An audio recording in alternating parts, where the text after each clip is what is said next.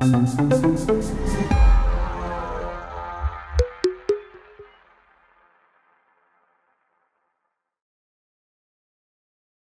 right, this video is going to be on Gibbs free energy. So what is Gibbs free energy? It's represented by the letter G, and it's measured in kilojoules usually. You could measure it in calories or just joules, but usually we see it in kilojoules. And it's defined as the energy available to do work. And really the reason we use it is because it determines if the reaction is spontaneous or not. And it also has a relationship with the equilibrium constant, which we'll look at later. All right, so calculating the free energy of a reaction, we do it the same way we've done all the others. So you can use Hess's law. I'm not going to show that here, but you can use Hess's law to calculate G values because we use the free energies of formation. And so it's the moles times the free energy of formation of products minus the free energy formation of reactants times their coefficients. And since these are formation values, things like oxygen gas or solid magnesium or neon gas, they would all have values of 0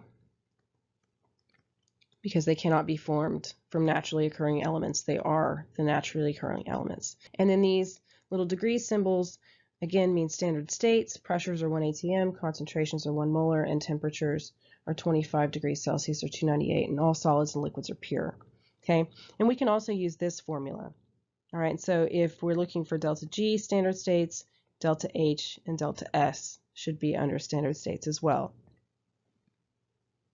The Gibbs free energy of formations can be found in a table in the appendix of your textbook, just like the other ones, and it's usually in this format where you have the enthalpies of formation, the free energies of formation, and then the entropies. All right, so if we're going to calculate these, O2 is 0, NO2 is 52, and NO is 87, and O3 is 163. So that's going to be 0 plus 52 minus 87 plus 163. So that would give me negative 198 kilojoules per mole of reaction. All right, and then for the next one, H2SO4 is negative 745. H2O liquid is negative 237. SO3 is negative 371. So all the coefficients are 1, so I need to multiply by 1, right? So negative 745 minus negative 237 plus negative 371. And that would be equal to negative 137 kilojoules per mole of reaction. All right, and then the last one, hydrogen is going to be 0, nitrogen will be 0, and NH3 is negative 17. So that's going to be 0 minus 2 times negative 17 because there's 2 of them. So that's going to be positive 34 kilojoules per mole of reaction. Now keep these values close because we're going to revisit them in just a second. All right, so this time we're going to find the free energy for each of these reactions using the information provided. And so I'm given heat values and I'm given entropy values. So I'm going to use the reaction delta G is equal to delta H minus T delta S. So one thing that I want to point out right now, the delta H values are usually given in kilojoules, delta S are usually in joules. So you have to make sure that you convert the kilojoules to joules or the joules to kilojoules, either one, but they have to be in the same units before this operation can be performed. And since we're finding the free energy and they didn't necessarily specify a temperature, remember we're doing this at standard states, which is 25 degrees Celsius, so I'm going to use 298 Kelvin. And the reason you have to use Kelvin is because the units for S are joules over Kelvin, which would be the delta S, and so the T right in front of it has to be in Kelvin to get rid of the Kelvin so that we can subtract the joules from the enthalpy values.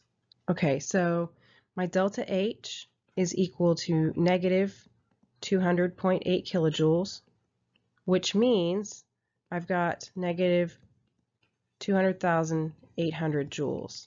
So delta G can be calculated by taking negative 200,800 joules minus 298 times negative 5 joules per Kelvin. All right, so Kelvin can cancel, and then I'm going to take 298 times negative 5, and that gives me negative 1490, negative 200,800 joules minus negative 1490 equals negative 199.3 kilojoules. And this would still be per mole of reaction. And if you look back at this reaction on A on example 1, we got that the delta G was negative 198. And that's just rounding. That's all that's from. It's from the delta G values being rounded, or the delta S values being rounded in the appendix. All right, so they pretty much coincide with each other. And so I wanted to show you that no matter which way you do this, you're going to get the same answer. Okay, so we've got delta H is going to be negative 227.8 kilojoules, which is going to be negative 2278 joules. And my delta S is negative 307 joules per Kelvin. So delta G is negative 227,800 joules minus 298 Kelvin times negative 307 joules per Kelvin. So this is negative 227,800 joules minus negative 91486. So that gives me negative 136 kilojoules per mole of reaction. So that's 1 kilojoule off. It's fairly close. All right, and then the last one, we have delta G is going to be equal to, and this time the delta H is positive because it's on the reactant side, so it's positive 92,000 joules. And there's my delta S.